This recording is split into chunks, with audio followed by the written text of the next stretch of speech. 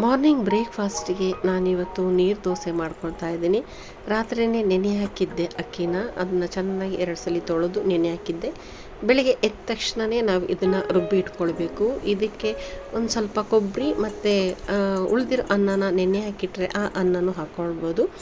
ಇಲ್ಲ ಒಂದು ಸ್ವಲ್ಪ ಸಕ್ಕರೆನೇ ಮತ್ತು ಒಂದು ಏಲಕ್ಕಿ ಹಾಕ್ಕೊಳ್ತೀನಿ. ಈ ಏಲಕ್ಕಿ ಫ್ಲೇವರ್ ತುಂಬಾ ಚೆನ್ನಾಗಿರುತ್ತೆ. ಈ ಫ್ಲೇವರು ಸ್ವಲ್ಪ ಸಕ್ಕರೆನೂ ಹಾಕ್ಕೊಳ್ತೀನಿ, ಒಂದು ಸ್ವಲ್ಪ ಲೈಟ್ ಶುಗರ್ ಅಷ್ಟೇ ಹಾಕ್ಕೊಂಡು ಇಲ್ಲಿ ತುಂಬ ನುಣ್ಣಗೆ ರುಬ್ಕೊಳ್ತೀನಿ. ಇದ್ದಿದ್ದೆಲ್ಲನೂ ನೆನೆಸಿರೋ ಅಕ್ಕಿ ಎಲ್ಲ ರುಬ್ಬಿ ಇಲ್ಲಿ ಇಟ್ಕೊಳ್ತೀನಿ ನಾನು.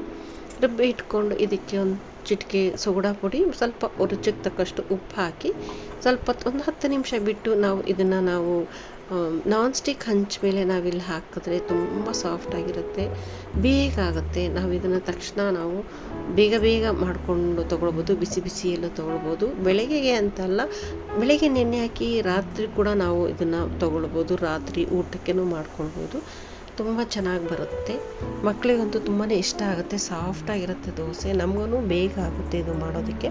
ಇದಕ್ಕೆ ನೆಂಚ್ಕೊಳ್ಳೋಕ್ಕೆ ಚಟ್ನಿ ಆದರೂ ಮಾಡ್ಕೋಬೋದು, ಆದರೆ ಹೆಚ್ಚಾಗಿ ಇದು ಸಾಗು ಅಲ್ಲಿ ತುಂಬ ಚೆನ್ನಾಗಿರುತ್ತೆ. ತೆಂಗಿನ ಹಾಲಲ್ಲಿ ಮಾಡಿದ್ರೆ ಇದು ನೀರಾಗಿ ಸಾಗು ತುಂಬಾ ಚೆನ್ನಾಗಿರುತ್ತೆ, ಆ ರೀತಿಯೂ ಚೆನ್ನಾಗಿರುತ್ತೆ.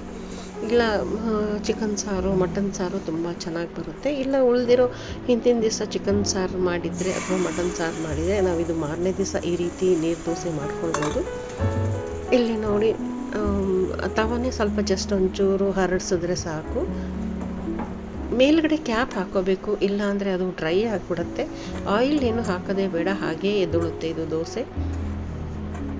ಫಸ್ಟ್ ದೋಸೆ ಸ್ವಲ್ಪ ದಪ್ಪ ಆಯಿತು, ಹಾಗಾಗಿ ಇನ್ನೂ ಸ್ವಲ್ಪ ನೀರು ಹಾಕ್ಕೊಂಡು ನಾನು ಸೆಕೆಂಡ್ ದೋಸೆ ಇದು ಮಾಡ್ಕೊಳ್ತೀನಿ. ಇದು ಸ್ವಲ್ಪ ನೀರಾಗೇ ಇರಬೇಕು, ಚೆನ್ನಾಗಿ ಬರುತ್ತೆ. ಇದು ತುಂಬಾ ಸಾಫ್ಟಾಗಿ ಬರುತ್ತೆ. ಇವತ್ತಿನ ಬ್ರೇಕ್ಫಾಸ್ಟ್ ನಮ್ಮನೇಲಿ ನೀರು ದೋಸೆ ನೋಡಿ, ಎಷ್ಟು ಸಾಫ್ಟಾಗಿ ತೆಳುವಾಗಿ ಬರುತ್ತೆ ಮತ್ತು ಬೇಗ ಕೂಡ ಆಗುತ್ತೆ. ಇದು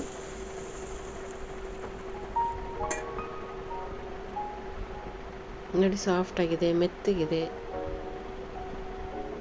ಮಕ್ಕಳೆಲ್ಲ ಇಷ್ಟಪಟ್ಟು ತಿಂತಾರೆ, ವಯಸ್ಸಾದವರು ಇದನ್ನು ತುಂಬಾ ಇಷ್ಟಪಟ್ಟು ತಿಂತಾರೆ, ಅಷ್ಟು ಸಾಫ್ಟಾಗಿರುತ್ತೆ. ನಾನಿಲ್ಲಿ ಸಾಗು ಮಾಡ್ಕೊಂಡಿದ್ದೀನಿ. ಇಲ್ಲಿ ಕಾಬೂಲ್ ಕಡಲೆಕಾಳನ್ನ ಸಾಗು ಮಾಡಿಕೊಂಡು, ಇದು ತುಂಬ ಟೇಸ್ಟಾಗಿ ಬರುತ್ತೆ ಈ ದೋಸೆಗೆ. ಇವತ್ತಿನ ರೆಸಿಪಿ ನಮ್ಮನೇಲಿ ನೀರು ದೋಸೆ ಮತ್ತು ಸಾಗು ಹೇಗಿದೆ ಅಂತ ಕಮೆಂಟ್ ಮಾಡಿ ಹೇಳಿ. Thanks for watching.